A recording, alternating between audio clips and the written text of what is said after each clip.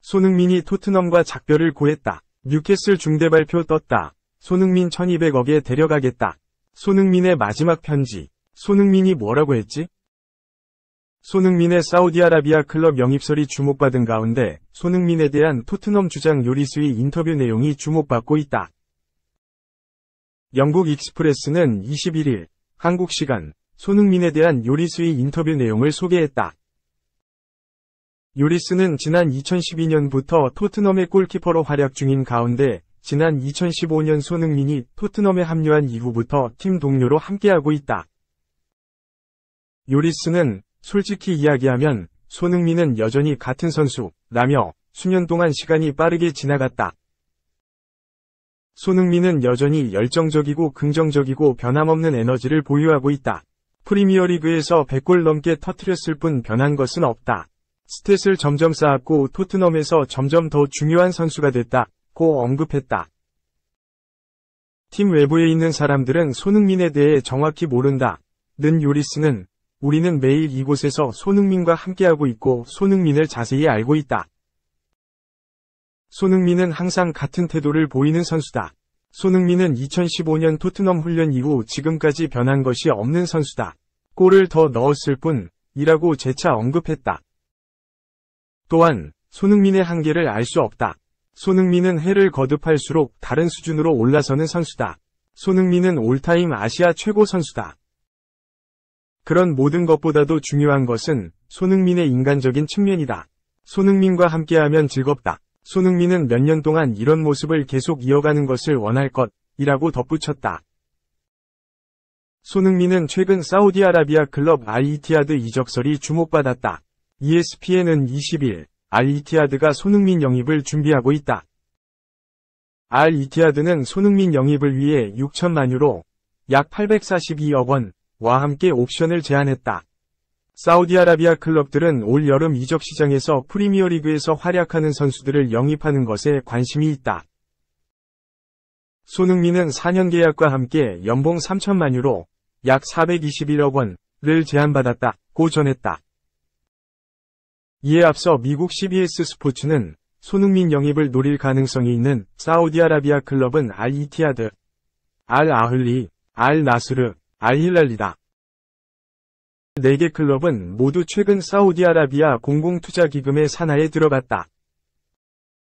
이들 4개 클럽은 가장 유명한 스타들과 계약을 체결할 것으로 예상된다며 지금은 생각할 수 없는 일처럼 보이지만 토트넘은 내년 여름 이적 시장에서 손흥민을 현금으로 교환하는 것을 받아들일 수 있다.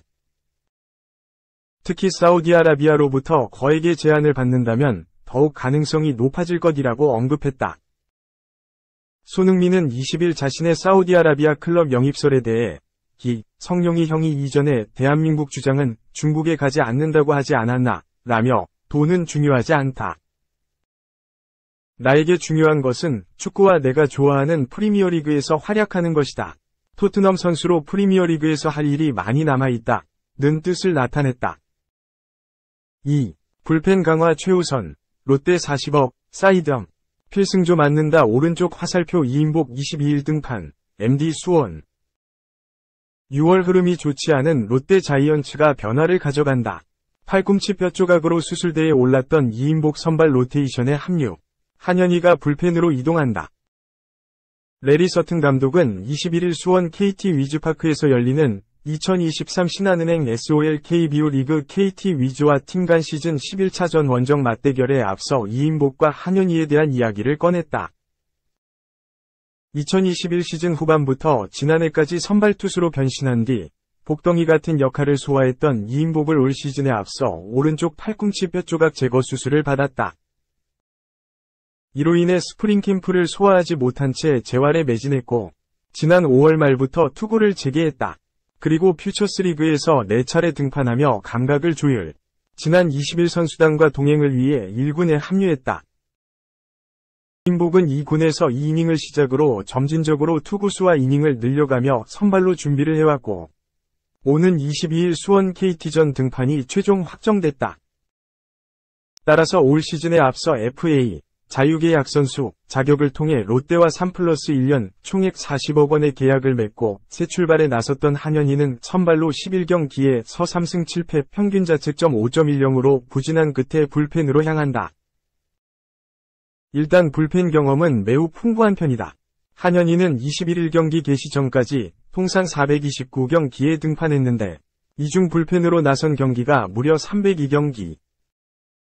특히 2013년 69경기에 서등판에 5승 1세이브 27홀드, 2014년 4승 2패 2세이브 31홀드를 기록하며 2년 연속 홀드왕 타이틀을 손에 넣은 바 있다. 하지만 21경기 결과는 썩 좋지 않았다.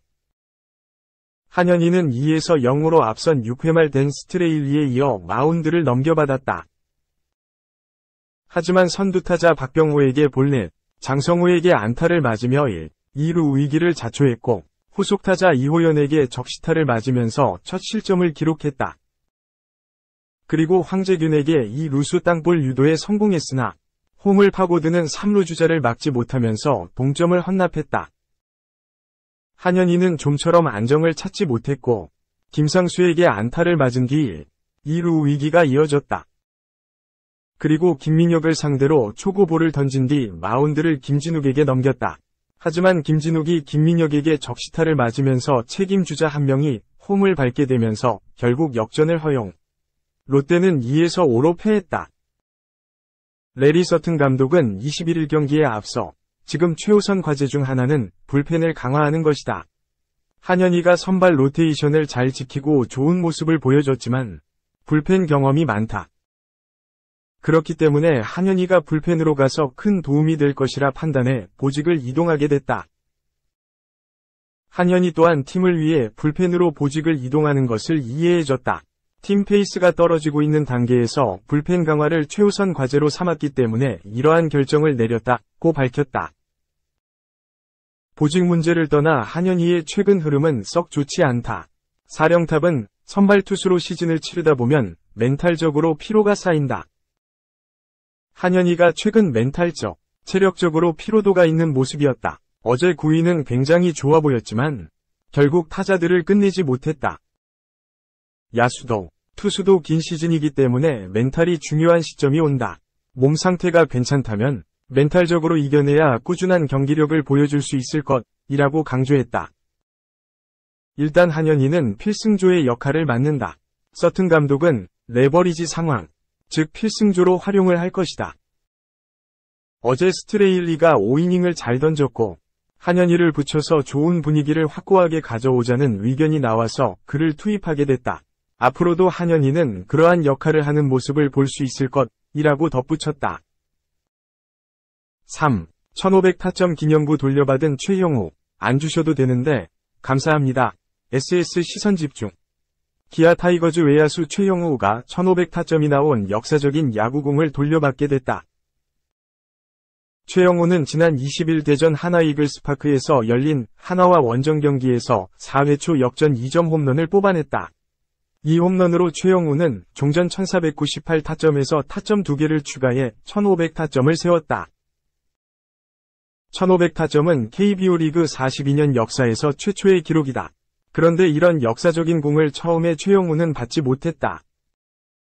하나 중견수이자 신인 문현빈이 담장을 맡고 나오는 최형우의 홈런공을 별 생각 없이 관중의 팬서비스 차원에서 던졌고 뒤늦게 이 공의 중요성을 깨달았지만 이미 늦은 뒤였다. 공이 관중의 손에 들어가면 소유권은 해당 관중이 갖게 된다. 당시 홈구장인 하나 관계자는 수차례 해당 관중을 찾아 사인볼 등과 2500타점 기념구를 교환하려 했으나 해당 관중은 끝내 거부했다고 알려졌다.